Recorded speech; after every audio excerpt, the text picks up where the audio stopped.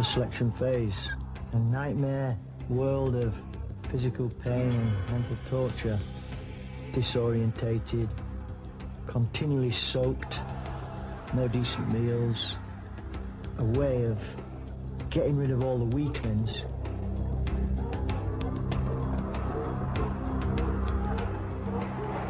I'll have to crack the strongest man I can show you.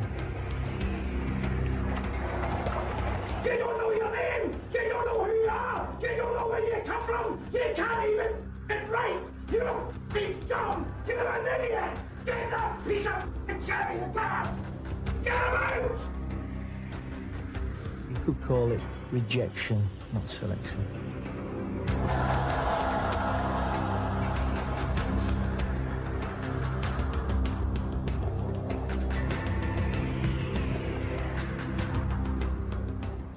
The role of the SAS, in fact, is many roles.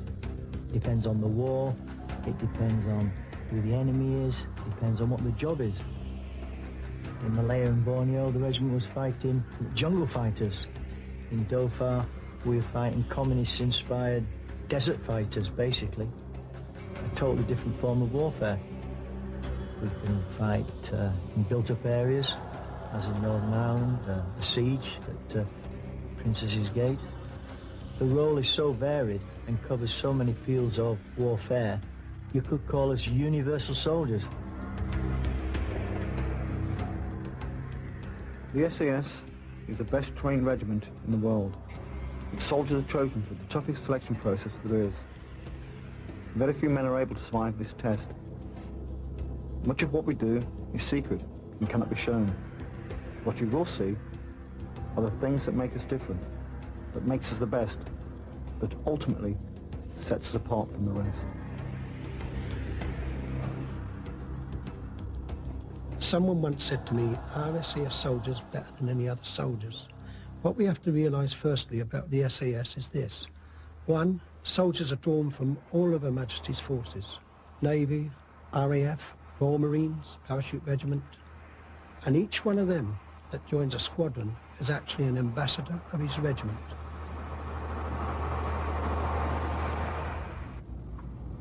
What you're looking for is, first of all, physical fitness, determination, the will to carry on when he wants to give in, to be able to go through a pain barrier, if you like, guts and determination, and professionalism.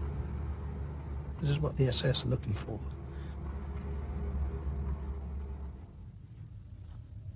The first phase of selection is a series of forced marches across the Brecon Beacons. You have to achieve a distance of 4 kilometers an hour, carrying heavy weights. The times for the marches are set by the directing staff, abbreviated DS. When you're scrutinised by a training wing instructor, he will be able to tell in a short period of time, because of the severe stress you put under, what kind of a character, what kind of a personality you possess.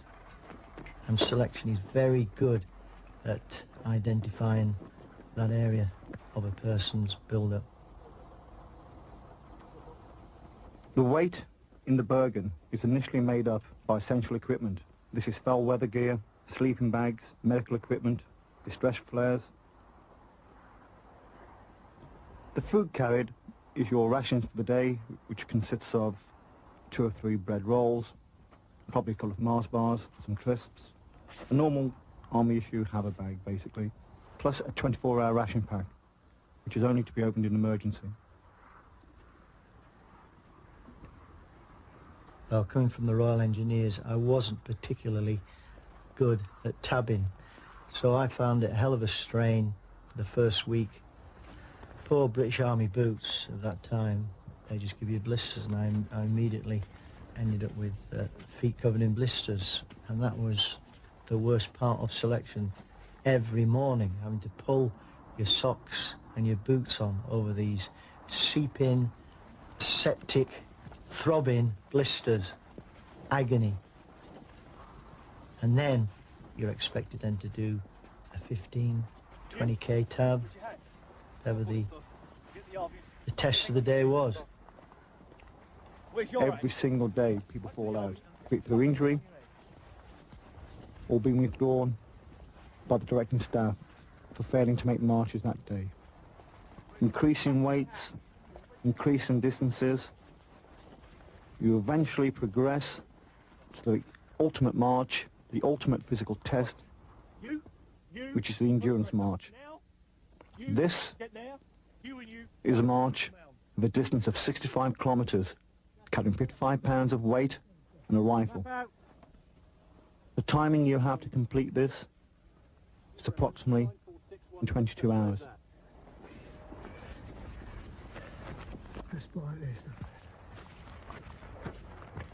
Anybody can run around and get fit, they can spend weeks training, but if they've got underlying character defects which come out in a stress situation, what are they going to be like when they first come under fire? I mean, that's extreme stress and pressure, and this is what these exercises are designed for, to bring this sort of stuff out before it's too late, before people's lives are in danger.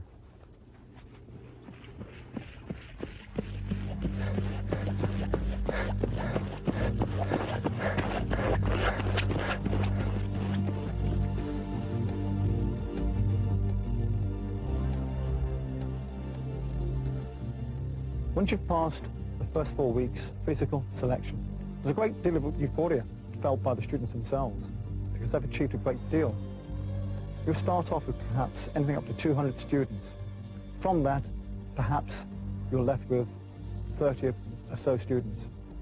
You then go on to up to a 4-week training phase, during which time you do various foreign weapons, range work, etc. Safety on the G3 rifle, gentlemen. Cock the weapon, look inside, make sure there are no rounds in the chamber. Let your working parts go forward, take your safety catch off, squeeze your trigger, apply the safety catch again, and that is your weapon clear. You're constantly assessed, constantly. Move slightly There's forward. a great deal of pressure on you because you're being taught new skills. You have to assimilate those skills very rapidly and produce the goods in front of the eyes of the instructors who are there to assess you. Ease, springs. What we're going to run through now is the load, the unload and the make safe. Stand by. Loud! Dave, apply your safety catch here. Come on, come on, come on. Make safe!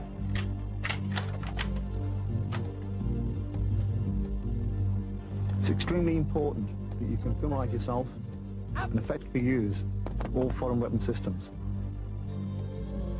When operating worldwide, operating with indigenous forces, you must have the ability to pick up that weapon and use it effectively. Your right.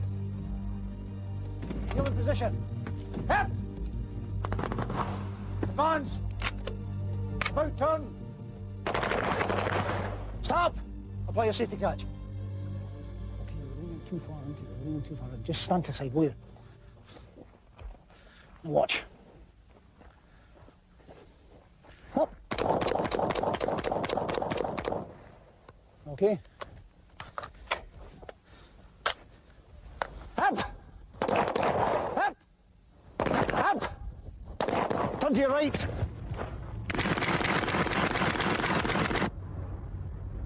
Driving is an extremely important skill within the regiment. You have to have the ability to use a car as a means of getting out of hazardous situations.